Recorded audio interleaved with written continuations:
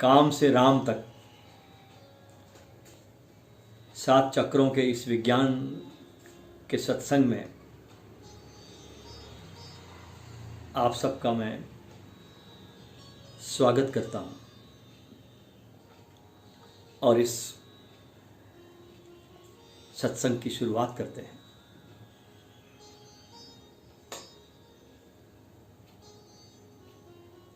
किसी शायर ने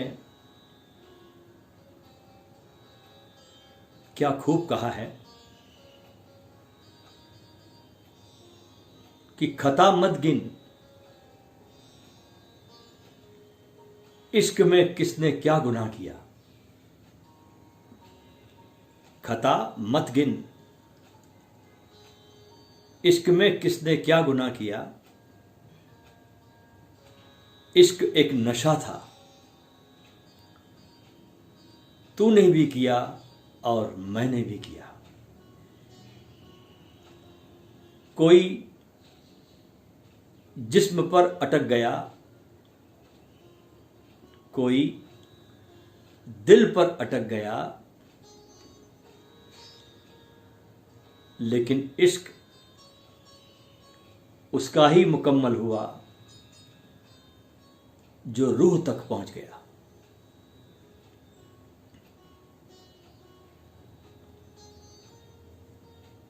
एक शब्द है हमारे पास जिससे हम सुनते तो हैं, लेकिन कभी उस शब्द की गहराई में जाने की कोशिश नहीं की, और वो शब्द है सेक्स। इस शब्द में कैसा जादू है कि पढ़ते सुनते कहीं ना कहीं चोट जरूर पड़ती है।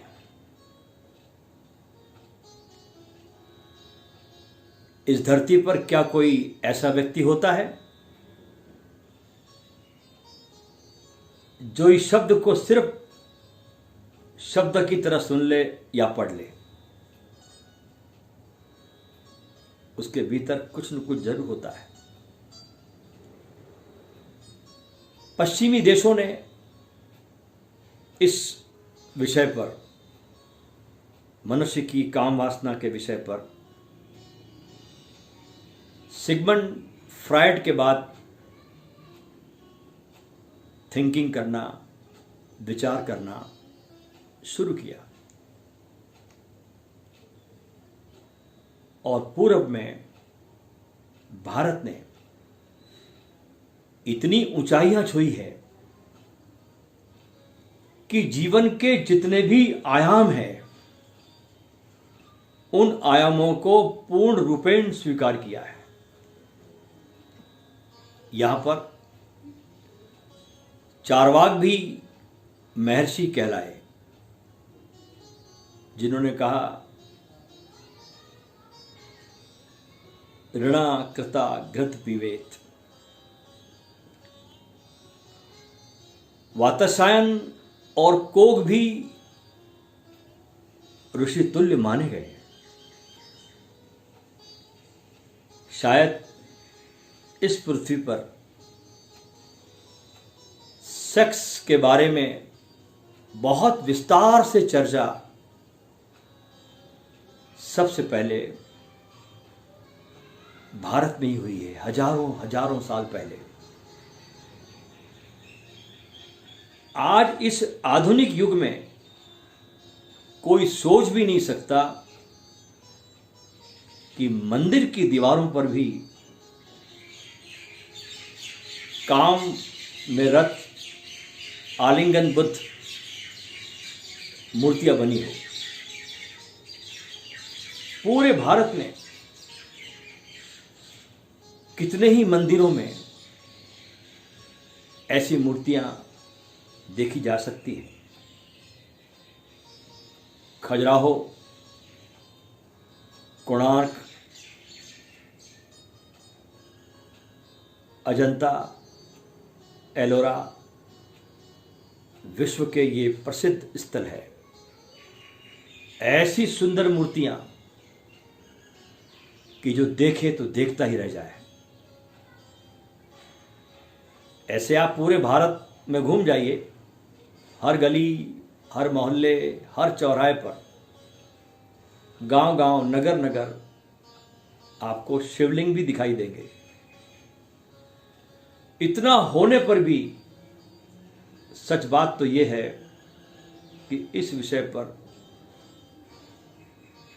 बहुत खुल के न तो चर्चाई होती है और न ही कोई इस विषय के बारे में बोलना पसंद करता है। कम से कम धार्मिक लोग तो बिल्कुल बोलते नहीं। कहते ना कि हथेलियों से सूरज को ढांका नहीं जा सकता, इसलिए कितना ही छुपाओ सेक्स को, जैसे सूरज को नहीं ढांक सकते ऐसे आप इसको छिपा नहीं सकते। क्यों? क्योंकि आखिर जीवन का आधार जो है, प्रत्येक प्राणी का रोम रोम, रेशा रेशा इसी ऊर्जा से बना है। इतनी मूल ऊर्जा को कब तक और कैसे कोई छिपा सकता है? सेक्स पर कितनी पाबंदियां हैं और कितना निषेध है। इसके बावजूद मनुष्य के जीवन में सेक्स चारों तरफ अपना असर दिखाता है। और कितने आश्चर्य की बात है कि इतनी मूल जीवन ऊर्जा के बारे में कोई बोलता ही नहीं है। न घर में मां बाप बोलते, न कोई गुरु शिक्षक बोलता, न कोई धार्मिक गुरु बोलते, कोई नहीं बोलता। आज भी हमारे देश में, भारत में, सेक्स का एजुकेशन स्कूलों में दिया जाए या नहीं दिया जाए, इस पर बहस होती है। इस 21वीं सदी में भी आज भी इसे स्वीकार करना बहुत कठिन मालूम होता है। भले ही उचित शिक्षा और समझ के अभाव में इस ऊर्जा के रहस्य को न जानने के कारण मनुष्यों के जीवन बर्बाद हो रहे हैं। न जाने कितने लोग जानकारी के अभाव में जीवन भर तरह तरह की शारीरिक और मानसिक बीमारियों को भोगते चले जाते हैं। ऐसा लगता है कि मनुष्य की सारी ऊर्जा यहीं अटक गई है। इससे आगे बढ़े तो कैसे बढ़े? अगर कोई दूसरे ग्रह का आदमी भूल से हमारे ग्रह पे आ जाए तो वो हैरान हो जाएगा कि हमारा सारा साहित्य, हमारी पेंटिंग, हमारी मूर्तियां सभी सेक्स के आसपास घूम रही है।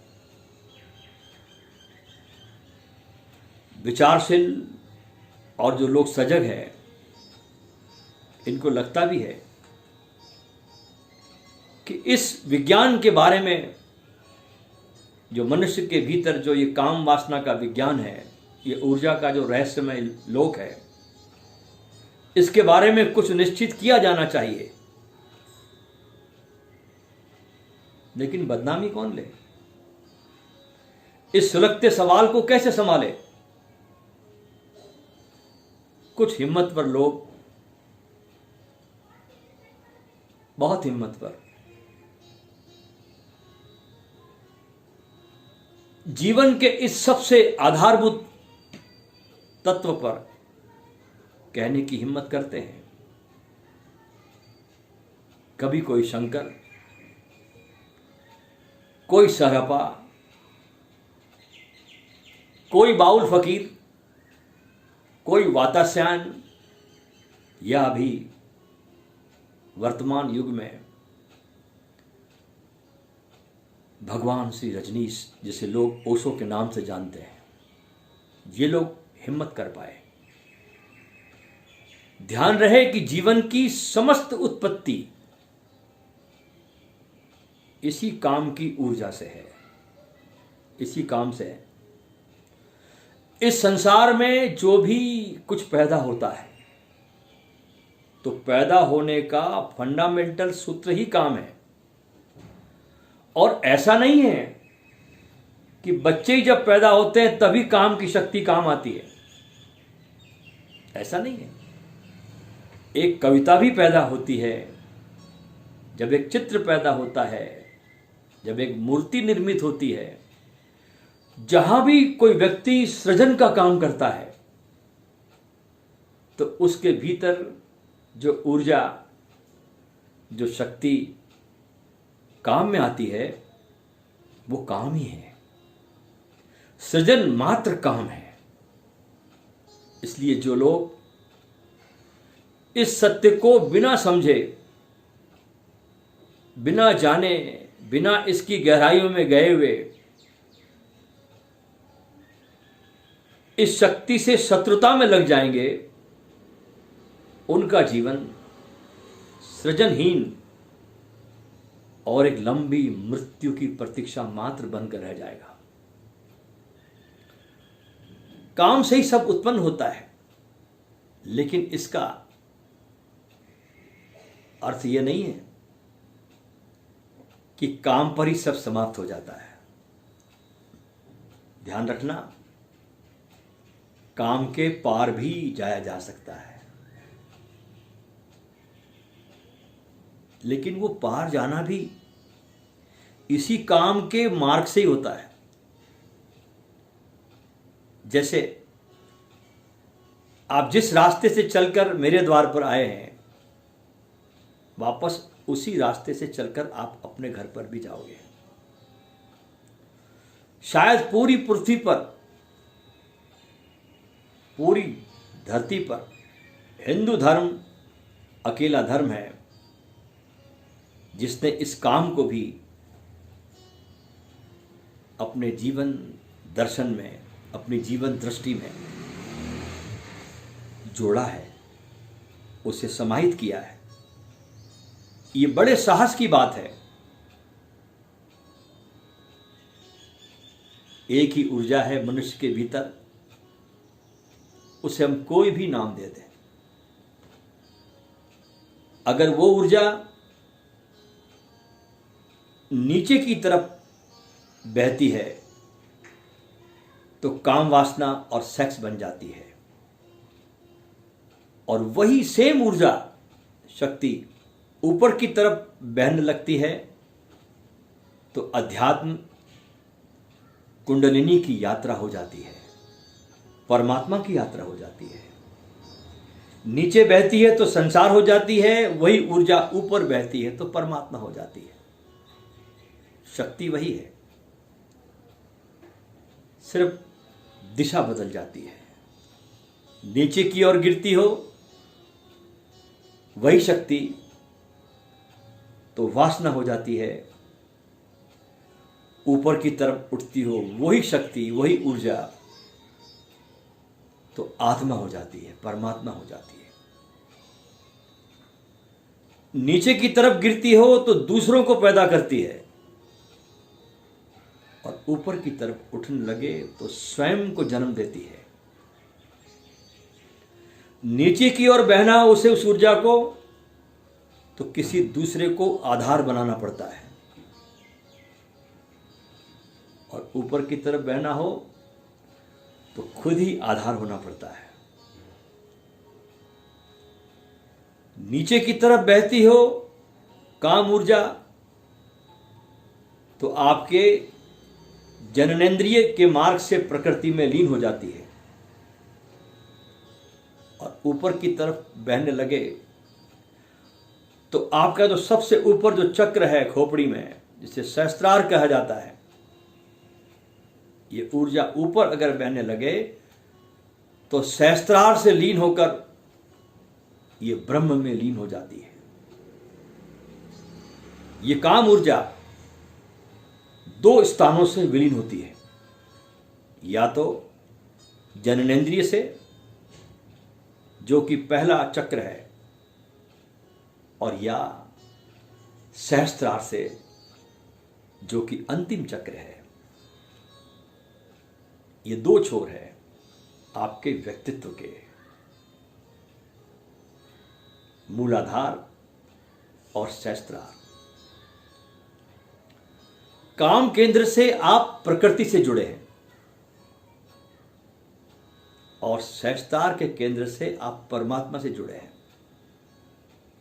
लेकिन शक्ति एक ही है। माता पिता शरीर को जन्म देते हैं, लेकिन अगर आपको स्वयं को जन्म देना हो, खुद को, तो स्वयं ही स्वयं को जन्म देना होता है। और ये जन्म तब घटता आपके जीवन में जब आपके काम की शक्ति, आपके सेक्स की ऊर्जा भीतर की तरफ बहने लगती है, प्रवाहित होने लगती है। ये बड़े दुर्भाग्य की घटना है कि मनुष्य जाति को अज्ञानतावश मात्र दमन की ही शिक्षा देकर बुरी तरह भटका दिया है।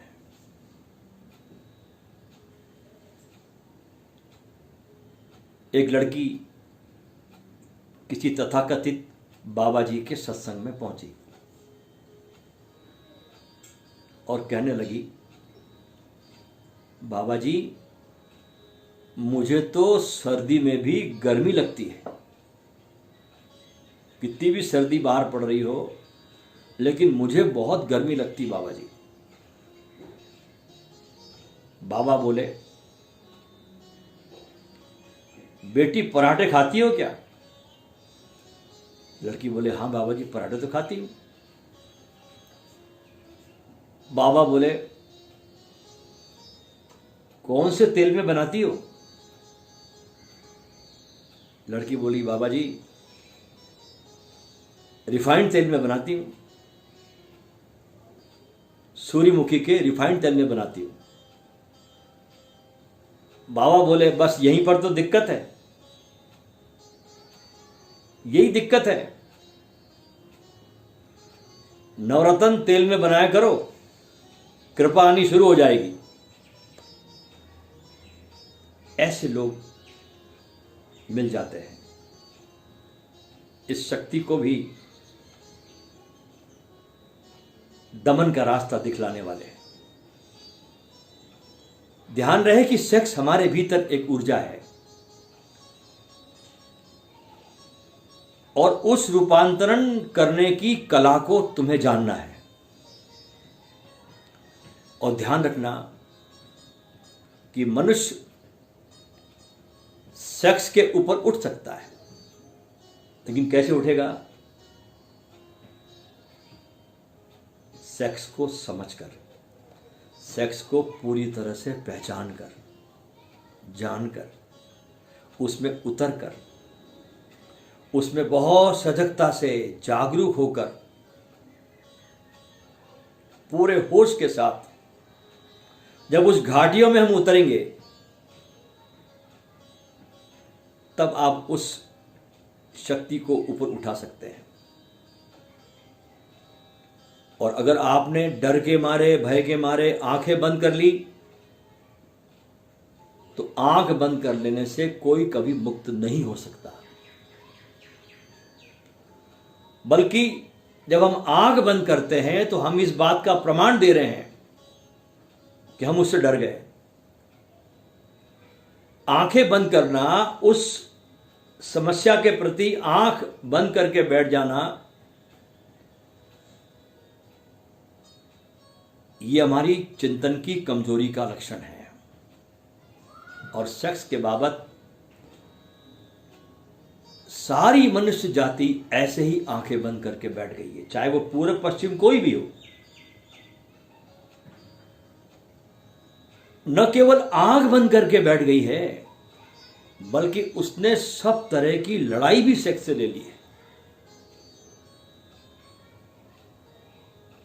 लड़ते हैं लोग इससे, दबाते हैं इसको, दमन के रास्ते पे जाते हैं, विकृतियां आती है, पोर्नोग्राफी का जन्म होता है। जिस काम को जनेंद्रिय ने करना चाहिए वो तुम्हारा मस्तिष्क करता है, ये विकृति है। और उसके सारे दुष्परिणाम फिर हमारे सामने आते हैं कि अगर 100 आदमी पागल होते हैं तो ध्यान रखना उसमें 98% आदमी सिर्फ सेक्स को दबाने की वजह से पागल होते हैं। अगर दुनिया में आज हजारों स्त्रियां हिस्टीरिया से परेशान हैं, तो उसमें से 100 में से 99 स्त्रियों के इस हिस्टीरिया रोग के पीछे सेक्स का मात्र दमन मौजूद है और कुछ भी नहीं। आज अगर आदमी इतना बेचैन, अशांत, इतना दुखी और पीड़ित है, तो इस पीड़ित होने के पीछे एकमात्र कारण है कि उसने जीवन की एक बहुत बड़ी विराट शक्ति को बिना समझे उसकी तरफ पीठ खड़ी कर ली है। आदमी को हमने बहुत अच्छे अच्छे नामों के आधार पर विकृत कर लिया है। ब्रह्मचर्य की बात हर कोई करता है, एक एक आदमी बस ब्रह्मचर्य की बात करता है, होता नहीं, बात अलग है। और इस बातचीत करने वाले लोग ये नहीं समझते कि पहले कम से कम इस ऊर्जा को तो समझा जाए। जब इस ऊर्जा को समझेंगे तो इस ऊर्जा को रूपांतरित करने के प्रयोग भी कर सकते हैं। बिना उस ऊर्जा को समझे दमन की, संयम की सारी शिक्षा मनुष्य को पागल, विक्षिप्त और रुग्ण कर गई। आदमी धरती पर इतना रुग्ण, इतना दीनहीन कभी भी नहीं था, इतना जहरीला भी कभी नहीं था, इतना दुखी भी कभी नहीं था जितना वो आज है। हमसे अच्छे तो आदिवासी लोग हैं। जाके देखिए जरा उनके जीवन को। उनके जीवन में भले ही वस्तुएं बहुत कम है हमसे, लेकिन वे हमसे ज्यादा आनंदित, हमसे ज्यादा उत्सवपूर्ण है। मनुष्य के भीतर जो शक्ति है, उस शक्ति को रूपांतरित करने का हमने कोई प्रयास नहीं किया। हमारे भीतर मन में कहीं न कहीं अचेतन में ये सेक्स अतिशय होकर बैठ गया है और वो वहां पर 24 घंटे उबल रहा है। ये धरती तब तक स्वस्थ नहीं हो सकेगी यारों, जब तक आदमी और स्त्रियों के बीच ये चीन की दीवार और ये फासला खड़ा हुआ है। हमने स्त्री और पुरुषों के बीच कितनी बड़ी दीवार खींच दी है। कोई पशु पक्षी ने नहीं खींची ये दीवारें, लेकिन हम जो अपने को विकसित कहते हैं, बुद्धिमान कहते हैं, हम लोगों ने इतनी बड़ी दीवार खींच दी कि ये दीवार ही एक दूसरे के प्रति महानतम आकर्षण का कारण बनी हुई है। इसी कारण ये फासला खड़ा हुआ है। सेक्स जो है वो सच्चाई है मनुष्य के जीवन की, और परमात्मा अभी दूर है। सेक्स हमारे जीवन का तथ्य है और इस तथ्य को समझकर ही हम परमात्मा की तरफ यात्रा कर सकते हैं। लेकिन इस ऊर्जा को समझे बिना हम 1 इंच भी आगे नहीं जा सकते। इसलिए हम लोग आत्मा और परमात्मा की बहुत बातें करते नजर आते हैं। देखिए, जगह जगह सत्संग, जगह जगह पाठ हो रहे, मंदिर में कीर्तन हो रहे, भजन हो रहे, सब कुछ हो रहे, लेकिन इस काम ऊर्जा के विज्ञान की कहीं कोई चर्चा नहीं होती। क्योंकि जो हमारे जीवन में है ही नहीं तो उसकी हम बहुत चर्चा करते। परमात्मा हमारे जीवन में नहीं है, इसलिए उसकी चर्चा है। और सेक्स हमारे हर रोम रोम में, हमारे चिंतन में है, तो उसकी हम कोई बात नहीं करते। हमारा ये जो अनमोल शरीर है, रहस्यमय शरीर है, हमारी काया में 7 विशेष चक्र है और हर चक्र को सक्रिय करने के अलग अलग मंत्र और विधियां हैं। किसी कुशल गुरु के मार्गदर्शन में ये किया जाए तो बहुत जल्दी परिणाम लाते हैं। और प्रत्येक चक्र मनुष्य के एक शरीर से विशेष रूप से जुड़ा हुआ है।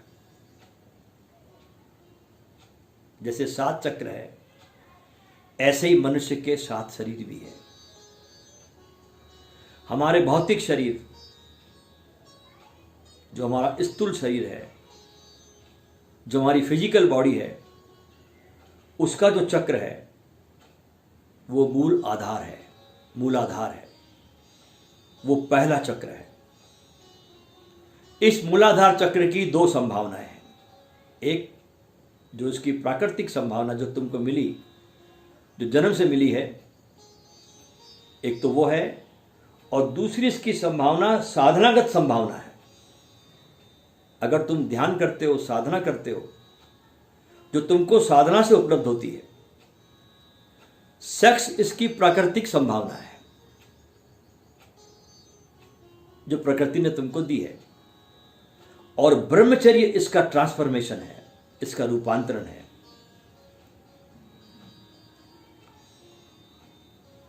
जिस मात्रा में हमारा चित्त काम वासना से केंद्रित होगा, ग्रसित होगा, उतना ही ये चक्र जो है मूलाधार का अपनी अंतिम संभावना जो उसकी ब्रह्मचर्य की है उसको उपलब्ध नहीं कर सकेगा, क्योंकि उसकी अंतिम संभावना ब्रह्मचर्य है। अब इसका मतलब यह हुआ कि इस ऊर्जा के साथ, इस शक्ति के साथ हम 2 काम कर सकते हैं। एक, या तो जो हमें प्रकृति से मिला है हम उसमें ही जीते रहें, जैसे पशु जीता है वैसे प्रकार हम जीते रहें, काम केंद्र हमारे जीवन का प्रमुख केंद्र बन के रह जाए। तब तुम्हारे जीवन में साधना शुरू नहीं हो पाएगी। और दूसरा काम जो संभव है वो ये कि हम इस शक्ति को रूपांतरित करें, बदलें। इस रूपांतरण के रास्ते पर, इस पथ पर जो सबसे बड़ा खतरा है साधक के जीवन में वो ये है कि कहीं हम इस प्राकृतिक काम वासना से दमन के नाम पर लड़ने न लड़के, इसके विरोध में खड़े न हो जाए। क्योंकि जन्मों जन्मों की हमारी शिक्षा इस प्रकार की है, हम अपने पूरे शरीर के किसी भी केंद्र के प्रति निंदा से नहीं भरे हुए हैं, न आँखों के प्रति, न कानों के प्रति, न मुंह के प्रति, न हाथों के प्रति, न पैरों के प्रति। हम किसी भी शरीर के किसी भी इंद्रियों के निंदा में नहीं है, सिवाय जनेंद्रियों को छोड़कर। यहाँ का ख्याल आते ही तमाम तरह के महात्मा संत हमारे मस्तिष्क में चिल्लाने लगते हैं, और अच्छे से अच्छा साधक भी इससे ग्रसित होता है, खुलता नहीं, दुश्मनी साधता है इससे। तो दो रास्ते हैं साधक के सामने, या तो जो प्राकृतिक व्यवस्था है वो उसको भोगे, और तब वो फिर जीवन भर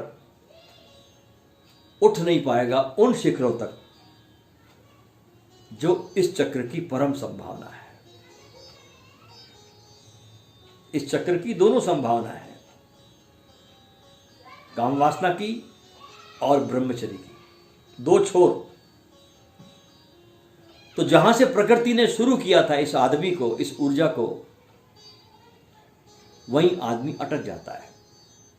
तो एक तो भोग है, और दूसरा आदमी अटकता है दमन में, कि उससे लड़े, क्योंकि दमन बहुत बड़ी बाधा है। सप्रेशन, दमन, निंदा, अज्ञान, क्योंकि इसके द्वारा कभी भी रूपांतरण नहीं आता जीवन में। प्रत्येक रास्ते का पत्थर भी बाधा बन सकता है, और वही पत्थर साधन भी बन सकता है। यह हम पर निर्भर है कि इस पत्थर के साथ हम क्या करते हैं। अगर इस पत्थर से हम लड़ते हैं तो हमारा सिर फूट सकता है, तो फिर ये साधन नहीं बनेगा। और एक बड़े मजे की बात है कि जिससे हम लड़ते हैं वही रुक जाते हैं। जिससे लड़ना है ना, उसके पास रुकना पड़ता है, उससे हम दूर नहीं जा सकते। इसलिए कभी आपने ख्याल किया कि अगर आपकी किसी से दुश्मनी हो जाए, झगड़ा हो जाए, तो उसका ध्यान आपको ज्यादा बना रहता है बजाय मित्र के।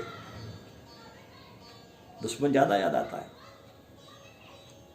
इसलिए अगर कोई सेक्स से लड़ने लगा तो ध्यान रखना कि वो सेक्स के आसपास घूमता रहेगा, वो उबलता रहेगा। कब फटेगा ज्वालामुखी कुछ बोल नहीं सकते।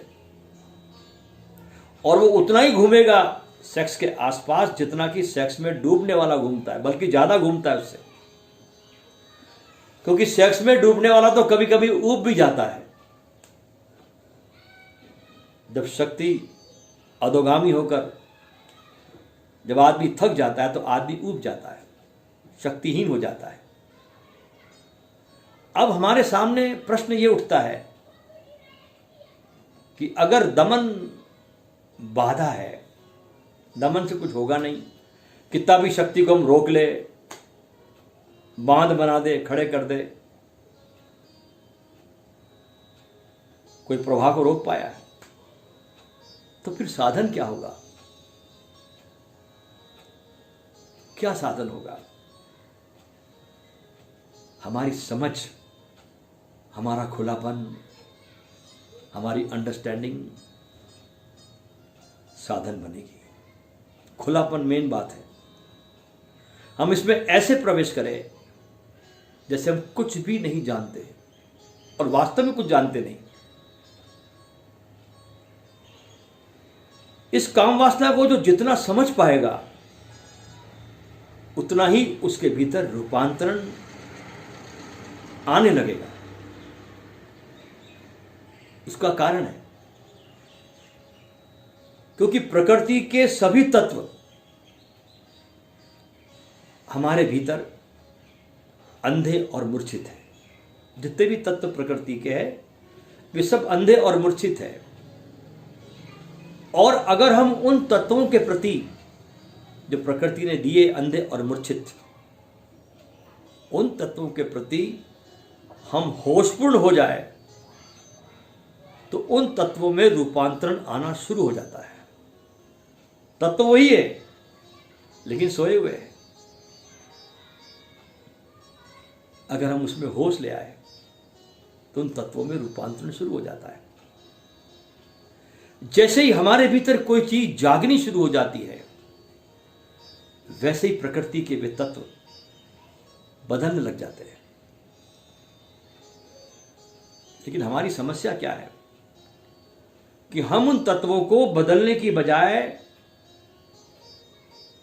इसको देखना ही नहीं चाहते, पीठ किए हुए।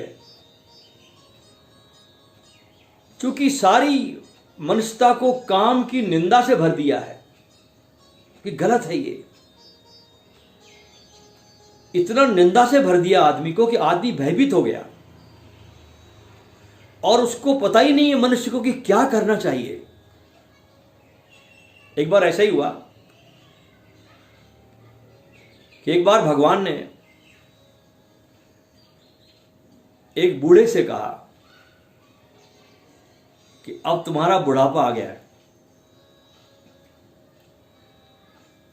और कर्मों के हिसाब से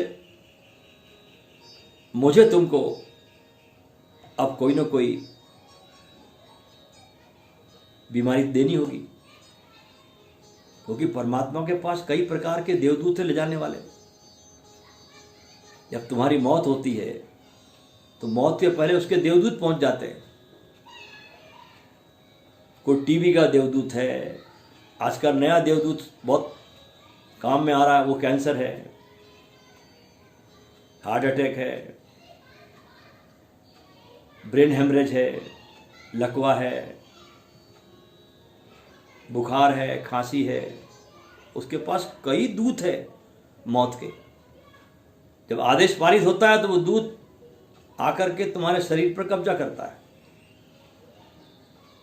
तो परमात्मा ने उस बूढ़े से कहा कि भाई कर्म के हिसाब से मुझे अब तुमको कोई ना कोई बीमारी तुमको देनी होगी। लेकिन एक बड़े मजे की बात है, परमात्मा कहता उस बूढ़े से कि तुमने मेरी जीवन भर भक्ति भी की है, तुमने मेरा ध्यान भी किया है, तुमने भक्ति भी की है, तुमने मेरे गुणगान भी गाए हैं, तो मैं तुम्हारी भक्ति भावनाओं की वजह से तुम्हें किसी दो बीमारी में से एक बीमारी चुनने का मौका देता हूं। परमात्मा ने कहा यह पहली बार हो रहा है धरती पर, मैं तुमको अवसर दे रहा हूं कि तुम दो बीमारी से एक कोई तुम चुन लो। बुड्ढे ने पूछा परमात्मा से कि कौन सी बीमारियां? तो भगवान बोले या तो तुम्हारी याददाश्त खो जाएगी या तुम्हारे हाथ पैर कांपेंगे, दो में से एक चुन लो। या तो याददाश्त चली जाएगी या तुम्हारे हाथ पैरों में कंपन शुरू हो जाएगा। उस बूढ़े ने भगवान से, अपने मित्र से सलाह मशवरा करने की इजाजत मांगी कि भगवान मेरी बुद्धि काम नहीं कर रही, मेरा एक मित्र है, मुझे थोड़ा टाइम दीजिए, मैं जरा उससे पूछ के आ जाऊं कि दो में से कौन सी मांगू।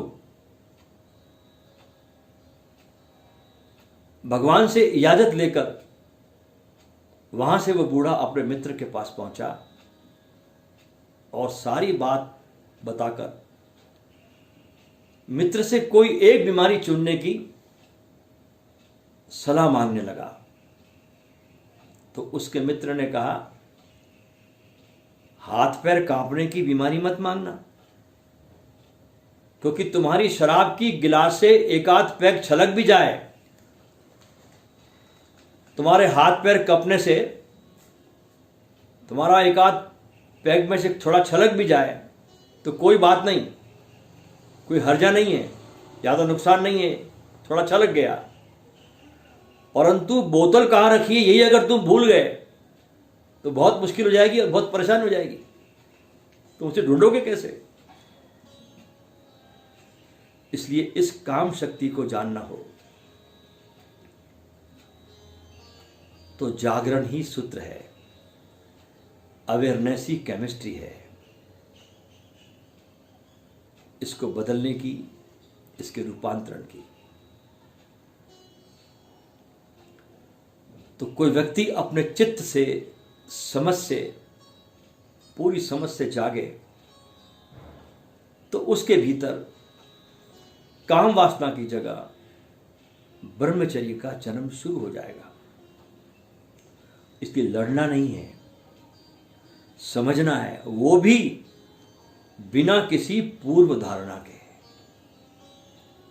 इस ऊर्जा को समझने के लिए अपने सीखे हुए शास्त्रों को मत लाना। तुम्हारे शास्त्र वहां कोई काम नहीं पड़ते। जब तुम्हारे भीतर क्रोध उठता है तो कोई तुम्हारे शास्त्र वहां काम नहीं आते। जब वो ऊर्जा का बवंडर उठता है तुम्हारे भीतर काम वासना का, वहां कोई किताबें काम नहीं आती। वहां अगर कोई काम आ सकता है तो तुम्हारा होश, तुम्हारी सजगता। तो बिना किसी पूर्व धारणा के इस ऊर्जा को समझना है और साधक को लड़ने भर से सावधान रहना है, लड़ना नहीं है, और समझने की कोशिश करनी है। और समझने की कोशिश का मतलब कि जो प्रकृति ने दिया है वो फालतू तो दिया नहीं, उसके पीछे कारण है देने के। प्रकृति कोई भी चीज फालतू नहीं देती, उसको समझना है।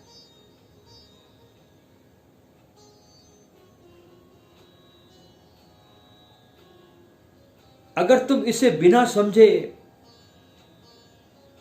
भाग गए तो तुम ब्रह्मचर्य को कभी उपलब्ध नहीं हो पाओगे।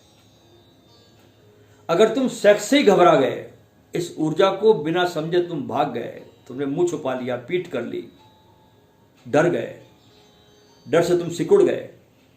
आप देखते ना, डर में आदमी सिकुड़ जाता है, फैलता नहीं है। अभय तुमको फैलाता है। जब तुम अभय को प्राप्त होते हो तो तुम ब्रह्म की तरह होने लगते हो। तुम जब घबरा जाओगे तो इस ऊर्जा को तुम कैसे पहचानोगे? तुम ब्रह्मचर्य तक कैसे पहुंचोगे? सेक्स तो द्वार था जो प्रकृति से मिला था। ब्रह्मचर्य उसी द्वार से मिलेगा अगर तुम खोजने में कुशल हो गए तो। कभी कभी कुछ छोटे से प्रयोग करना, आप बहुत चकित हो जाओगे। जब भी आपको काम वासना उठे, रामकृष्ण परमहंस ये प्रयोग अक्सर करते थे। जब भी काम उठे, अपने भीतर आंख बंद करना और अपना ध्यान इमीडिएटली, तत्क्षण अपने सहस्त्रार पर ले जाना। आपका सबसे ऊपर का जो केंद्र है उस पर उठते ही, और अनुभव करना कि आपकी चेतना पूरी खोपड़ी के छप्पर से लग गई है। 1 सेकंड ध्यान करना और आप पाओगे कि वासना परिवर्तित हो गई, तिरोहित हो गई। जब भी वासना उठे, अपनी चेतना को खोपड़ी के पास ले जाओ और आप पाओगे कि वासना ट्रांसफॉर्म हो गई। कितनी वासना प्रगाढ़ उठी हो, एक क्षण में विलीन हो जाएगी, क्योंकि आपने खींचकर उसे सहस्त्रार पर लेके गए। क्योंकि वासना को चलने के लिए भी आपके चेतना के सहयोग की जरूरत पड़ती है। ऐसे वासना चलती नहीं बिना आपके सहयोग के। और जो लोग इस तरह साधना में जीवन को जीना शुरू कर देते हैं, उनकी चेतना धीरे धीरे धीरे धीरे सतत ऊपर की तरफ बहने लगती है और उन लोगों में वासना पैदा होनी बंद हो जाती है। और अंततः चेतना की डोर को पकड़कर वासना की ऊर्जा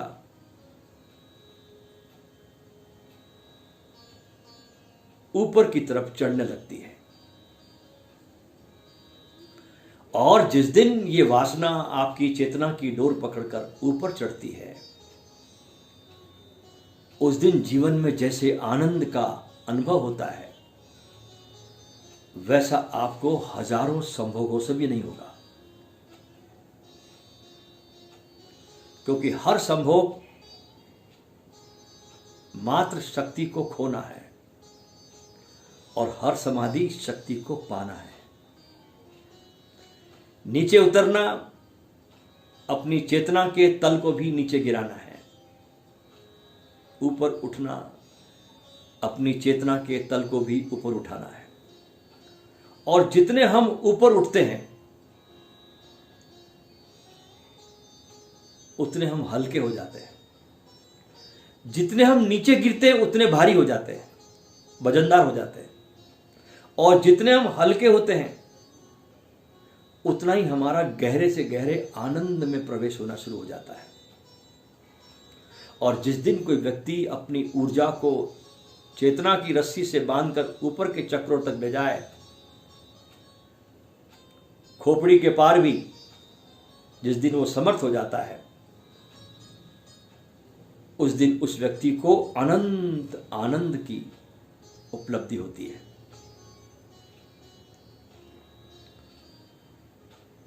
हमारी काया में, जैसा मैंने कहा, 7 विशेष चक्र है।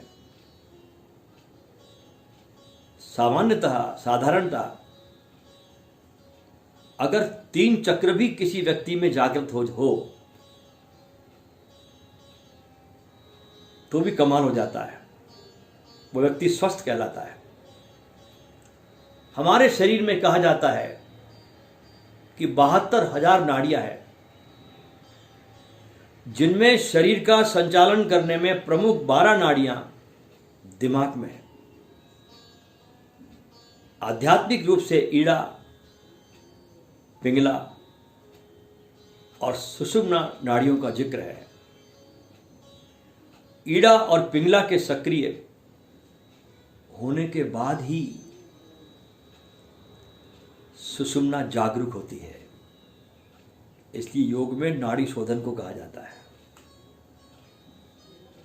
आपकी सुषुम्ना एकदम चालू नहीं हो जाएगी, पहले ईड़ा और पिंगला को आपको शोधन करना होता है।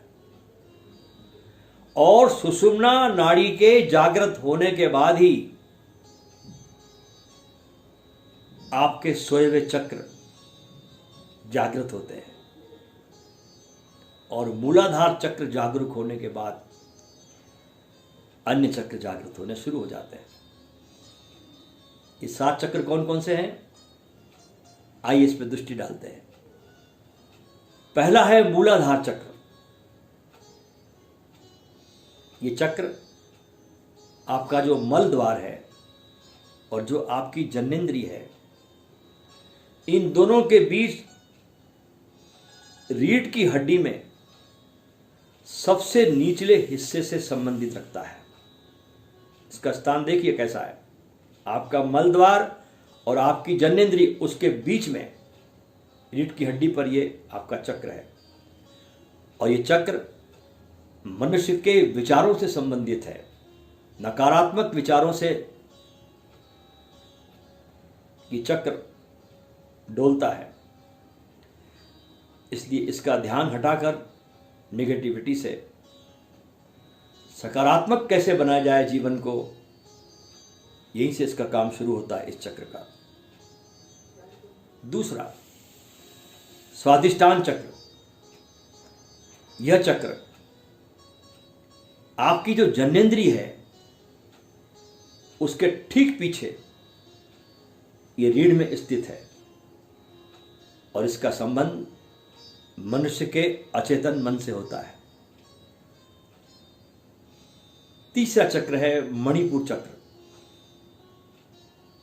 इसका स्थान रीढ़ की हड्डी में ठीक नाभि के पीछे होता है। हमारे शरीर की पूरी पाचन क्रिया, जठराग्नि, इसी चक्र के द्वारा नियंत्रित होती है। शरीर की अधिकांश आंतरिक गतिविधियां भी इसी मणिपुर चक्र के द्वारा नियंत्रित की जाती है। चौथा चक्र है अनाहत। यह चक्र रीढ़ की हड्डी में सीने के बिल्कुल बीच वाले हिस्से में ठीक पीछे मौजूद होता है। हमारे हृदय और फेफड़ों में रक्त का प्रवाह और उनकी सुरक्षा इसी चक्र द्वारा की जाती है।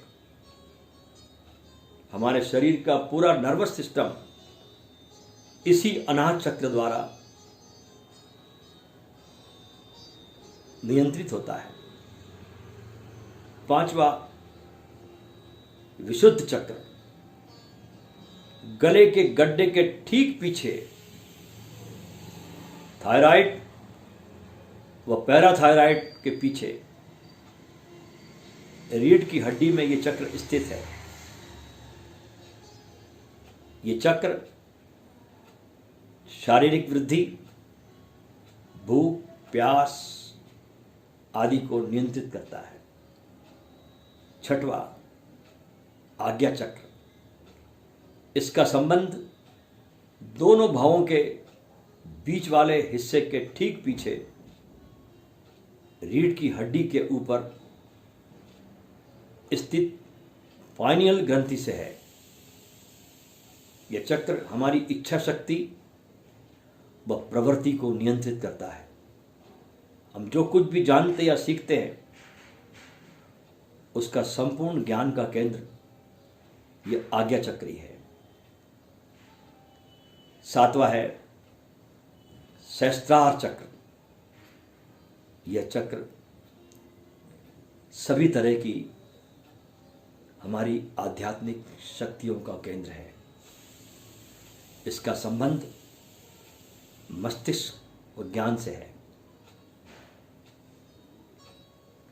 पहला चक्र मूलाधार है और उससे जुड़ा हुआ भौतिक शरीर होता है,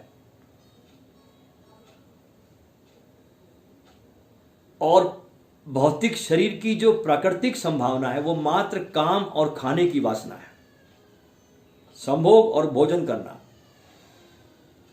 दमन जो है वो मूलाधार चक्र में सबसे बड़ी बाधा है।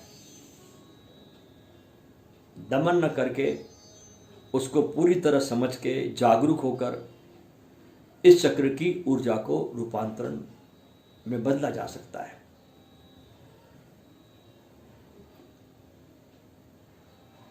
दूसरा चक्र स्वादिष्टान है और उससे जुड़ा हमारा भाव शरीर होता है।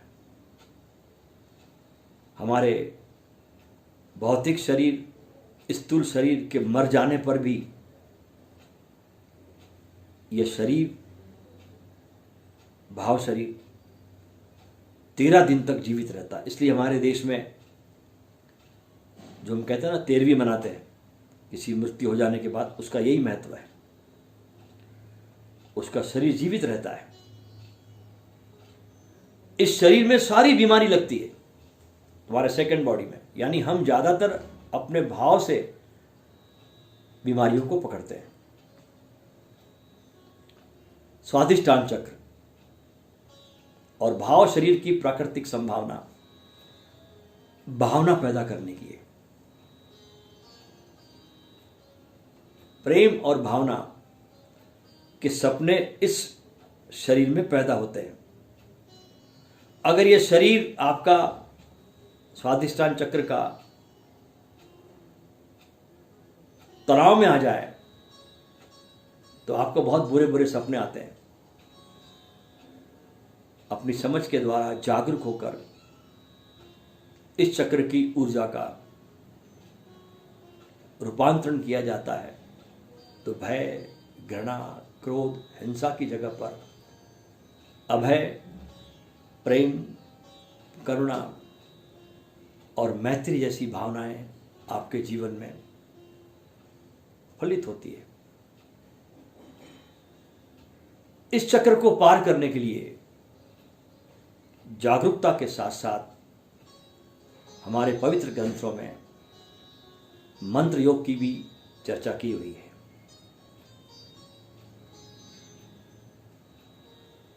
आगे का चक्र है मणिपुर। उससे जुड़ा सूक्ष्म शरीर होता है। इस शरीर की जो प्राकृतिक संभावना है वो संदेह और विचार पैदा करने की है। पिछले जन्मों में आपने जो इच्छा की हो वो सब ये शरीर से संबंध रहता है इसका। और जब आप जागरूक होकर इस चक्र पर काम करते हैं तो आपका सारा संदेह और विचार विवेक बन जाता है। इस चक्र को जगाने के लिए जागरूकता के साथ साथ भक्ति योग भी काम आता है। चौथा चक्र है अनाहत। इससे जुड़ा हुआ मनुष्य शरीर होता है। अनाहत चक्र और मनुष्य शरीर की जो प्राकृतिक संभावना है जो प्रकृति ने दी इस शरीर को, वो है कल्पना और स्वप्न पैदा करने की। पिछले जन्मों की इच्छा, इस जन्म की इच्छा, ये इस शरीर में आती है। और जब ऊर्जा का रूपांतरण किया जाता है तो ये सारी शक्तियां, ये सारे सपने, कल्पना आपका यथार्थ में देखना बन जाता है। इस चक्र को जगाने के लिए जागरूकता के साथ साथ राजयोग की ध्यान विधियां बहुत काम आती है। पांचवा चक्र विशुद्ध है और उससे जुड़ा हुआ आत्मिक शरीर होता है।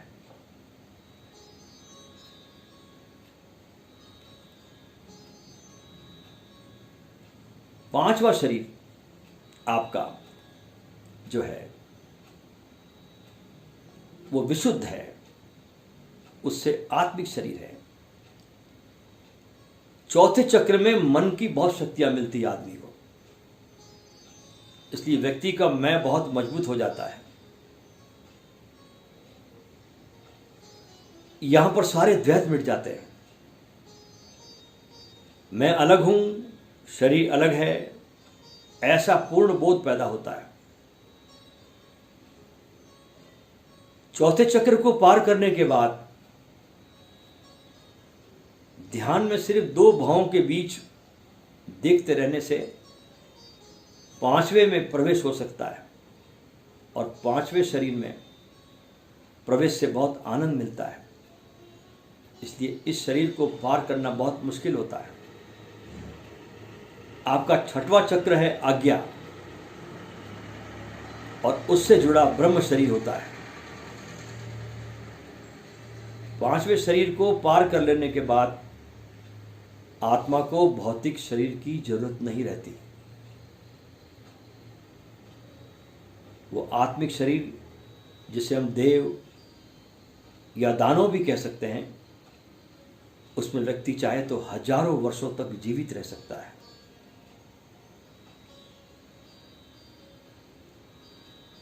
सातवें शरीर या निर्वाण पाने के लिए उसे वापस भौतिक शरीर में आना पड़ता है। मैं हूं, इस बोध को बहुत जोर से अगर साधक पकड़ कर न रखे तो अपने आप छठे शरीर में प्रवेश होता है और तब मैं सबके साथ एक हूं, मैं ब्रह्म हूं, अहम ब्रह्मास्मि का यहां पर बोध होता है। छठे शरीर को प्राप्त कर लेने के बाद हमारे ऋषि मुनियों ने वेद, पुराण और उपनिषद जैसे शास्त्र लिखे हैं। आज्ञा चक्र के ध्यान में समर्पण का भाव करना अति आवश्यक माना गया है। और सातवां चक्र सहस्त्रार है और उससे जुड़ा निर्वाण शरीर होता है। सातवां शरीर यानी मृत्यु, अन अस्तित्व जाना जाता है और आपकी चेतना वापस अन अस्तित्व हो जाती है। भौतिक शरीर में कुछ भी पाने का ख्याल न हो, कोई इच्छा न हो, निर्वाण पाने का भी ख्याल न हो, तो सातवें शरीर में प्रवेश बहुत आसान हो जाता है।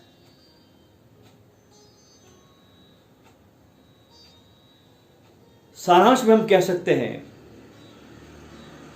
कि मनुष्य के आगे का विकास करने के लिए हमें इन चक्रों को समझना और किसी गुरु के मार्गदर्शन में इस पर कार्य करना जरूरी है। समझे जैसे कि एक बच्चा पैदा होता है तो उसके पैर होते हैं, पर वो बच्चा अभी चल नहीं सकता। 12 महीने 15 महीने के बाद बच्चा चल सकता है, लेकिन अभी बहुत दूरी तक नहीं दौड़ सकता। जब 15 साल 20 साल का हो जाता है तो वो युवक बहुत दूर तक दौड़ सकता है, परंतु अगर विश्व का रिकॉर्ड बनाना हो दौड़ में तो उसके लिए बहुत अभ्यास करना पड़ता है। ठीक उसी तरह जन्म के साथ मनुष्य में चक्र तो होते हैं। जैसे बच्चे के पास पैर है लेकिन 15-20 महीने पर दौड़ नहीं सकता, तो मनुष्य के पास चक्र तो होते हैं पर वो पूरी तरह से काम नहीं करते। चक्रों को एक्टिव करने के लिए, जागृत करने के लिए उस पर ऊर्जा को ले जाना जरूरी है, और ऊर्जा ले जाने के लिए चक्रों पर ध्यान देना बहुत जरूरी है। और हर चक्र को सक्रिय करने के अलग अलग मंत्र भी हमारे शास्त्रों में बताए गए हैं। अलग अलग उसके अक्षर हैं और इसकी अलग अलग विधियां भी है। किसी कुशल गुरु के मार्गदर्शन में ये किए जाए तो बहुत शीघ्र परिणाम लाते हैं, और किसी का गुरु का मार्गदर्शन न हो और आप करने बैठ जाओ तो परिणाम इसके घातक भी हो सकते हैं।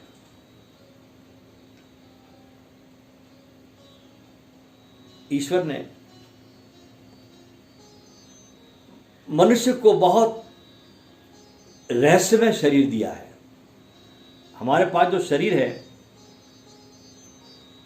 वो कितना रहस्यपूर्ण देखिए आप। एक यह जो हमको बाहर से दिखाई देता है, जिसको हम स्थूल शरीर कहते हैं, मैटर बॉडी कहते हैं, और जो दिखाई नहीं देता उसे हम सूक्ष्म शरीर कहते हैं। स्थूल शरीर यानी जिसको विज्ञान ने अपने मशीनों के द्वारा देख लिया है। किडनी को देखा, आपके लिवर को देख लिया विज्ञान ने, क्योंकि स्थूल शरीर है आपका वो। हृदय इत्यादि जो भी मशीन से देखा जा सकता है वो है स्थूल शरीर। विज्ञान तो आज अब पहुंचा है यहां तक, मशीनें निकली है आपके स्थूल शरीर के एक एक पार्ट को देखने की। किंतु जब ये मशीनें नहीं थी तब भी किसी न किसी को तो हार्ट की प्रॉब्लम होती थी, उन दिनों लिवर की प्रॉब्लम भी होती थी, किडनी की समस्या भी लोगों को थी, होती तो रही होगी। तो उस समय गांव का वैद्य नब्ज पर खाली पेट जाना होता था, हाथ रखकर बता देता था कि आपके इस स्थूल शरीर में कहां पर क्या समस्या है, और या वो नाभि पर अंगूठा रखकर नाभि के धड़कने का अध्ययन करके बतलाता था कि आपके शरीर में कहां क्या समस्या है। ये तो बहुत अभी बाद में विज्ञान आया हमारा कि यूरिन टेस्ट कर लो, स्टूल टेस्ट कर लो, ब्लड टेस्ट कर लो, लेकिन उस समय का वैद्य तो आपके पेशाब को देखकर बता देता था कि शरीर की इस बीमारी का क्या इलाज है। और वो इसलिए बता देता था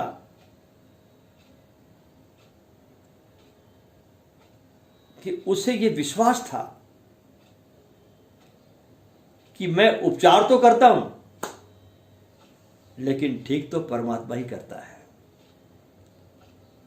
और समझदार डॉक्टर तो आज भी यही कहता है कि मैं तो बस दवाई दे रहा हूं, इंजेक्शन लगा रहा हूं, लेकिन ठीक तो उसे ही करना है। स्थूल शरीर और सूक्ष्म शरीर का ज्ञान जब एक हो जाता है, तब तुम्हारे जीवन में एक परफेक्ट ज्ञान का उदय होता है। तो उन दिनों में उन वैद्यों को शरीर का ज्ञान भी होता था और सूक्ष्म का ज्ञान भी होता था। अभी तक ऐसी कोई मशीन नहीं बनी धरती पर जो आपके इस सूक्ष्म शरीर की तस्वीरें खींच ले या हमारी आत्मा की तस्वीर ले सके। इसी प्रकार कोई भी मशीन ऐसी नहीं निकली अभी तक जो हमारे चक्रों के फोटो ले सके। स्थूल शरीर का, मैटर बॉडी का अध्ययन मेडिकल साइंस बहुत बहुत कर चुकी है, कर भी रही है और आगे करती भी रहेगी। लेकिन सूक्ष्म शरीर का अध्ययन करने के लिए मशीनों की, किताबों की मदद नहीं चाहिए। एक अंतर्दृष्टि चाहिए। अपने अंदर जो प्रवेश करेगा उसे ही सूक्ष्म शरीर का पता चल जाएगा।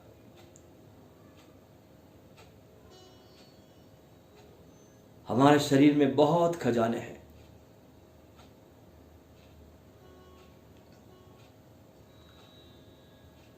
ध्यान रहे कि हमारे नीचे जो सबसे पहला चक्र है वो रीढ़ की हड्डी जहां समाप्त होती है आपकी सबसे आखिर, उसके नीचे एक त्रिकोण है और उस त्रिकोण के बीच में एक मांस का टुकड़ा है और उस मांस के टुकड़े का जो आकार है आपके मूलाधार चक्र में वो शिवलिंग के जैसा है। और उस त्रिकोण और उस लिंग पर 3.5 फुट ऐसा सांप की तरह बल खाके एक मांस चढ़ा हुआ है जिसको कुंडलिनी की शक्ति कहा जाता है और इसको मूलाधार चक्र भी कहते हैं। और यही चक्र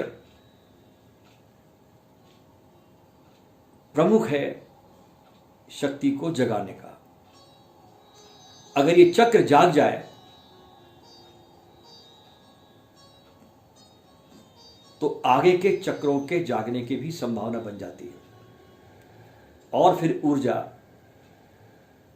यहां से रीढ़ की हड्डी में से बहते हुए सहस्त्रार तक पहुंच जाती है, ऊंचाई पर जाती, सबसे ऊपर के शिखर पर। एक बार क्या हुआ, एक बादशाह था जिसकी कोई औलाद नहीं थी।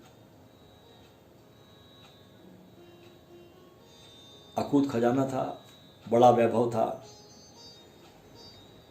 उसने एक 7 मंजिला महल बनवाया और अपनी सारी दौलत जो उसके पास थी 6 मंजिलों तक फैला दी। पहली मंजिल पर कौड़ियां बिखेर दी, दूसरी मंजिल पर पैसे बिखेर दिए, बहुत सारे भर दिया पैसों से। तीसरी मंजिल पर रुपए बिखेर दिए, चौथी मंजिल पर मोहरें फैला दी, 5वीं मंजिल पर मोती रख दिए, 6वीं मंजिल पर अच्छे अच्छे हीरे जवाहरात माणिक पन्ना रख दिए और 7वीं मंजिल पर बादशाह खुद जाकर बैठ गया। और पूरे शहर को मुनादी करके खबर कर दी कि जिसको जो चाहे यहां आकर ले जाए, खजाना खुला है पूरा। लेकिन शर्त एक थी कि जो भी यहां एक बार आए वो फिर दोबारा नहीं आ सकेगा। इतना सुनना था कि लोग सब अपने कार्य छोड़कर दौड़ लगाकर आने लगे। महल का द्वार खोल दिया गया। बहुत से लोग तो पैसों की गठरियों को बांधकर ले जाने लगे। जो थोड़े ज्यादा समझदार थे वे ऊपर के मंजिल में जाकर रुपयों की गठरी बांधकर ले गए। जो थोड़े और समझदार थे ऊपर आगे गए, मोहरे लेके गए, और जो आगे गए मोती लेकर गए, और जो ज्यादा ही समझदार थे वो हीरे जवाहरात ले गए। लेकिन एक व्यक्ति वहां ऐसा आया उस पूरी भीड़ में, ध्यान रखना एक ही आता है, जो कहने लगा, चिंतन करने लगा कि मैं तो सबसे ऊपर जाऊंगा और देखूंगा कि वहां पर क्या है। और वह जब सबसे ऊपर पहुंचा, ऊपर की मंजिल पर, तो देखता है कि वहां खुद बादशाह बैठा हुआ है, राजा बैठा हुआ है। और राजा इंतजार कर रहा था कि क्या कोई उसकी प्रजा में ऐसा भी है जो इन सब चीजों को छोड़कर उस तक पहुंच सकता है। क्या कोई ऐसा आदमी भी है जो नीचे की सारी वस्तुओं को छोड़कर उसके पास पहुंच सकेगा। राजा इसी प्रतीक्षा में वहां बैठा था। जब यह नवयुवक व्यक्ति वहां पहुंचा तो बादशाह ने उसका दिल खोल के स्वागत किया और अपने सिर का ताज उतारकर उसके सिर पर रख दिया और उसको बादशाह बना दिया।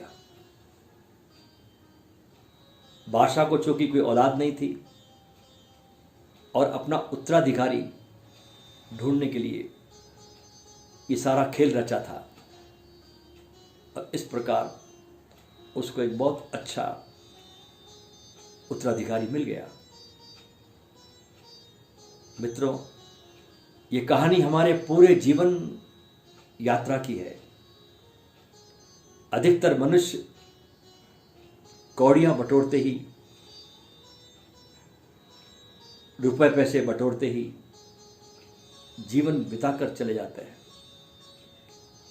कोई कोई एकाध, तेरा बंदा कोई एक, जब नानक कहते हैं। एक होता है जो अपने भीतर इस 7वीं मंजिल पर सहस्तार पर बैठे हुए अपने बादशाह से कोई मिलता है।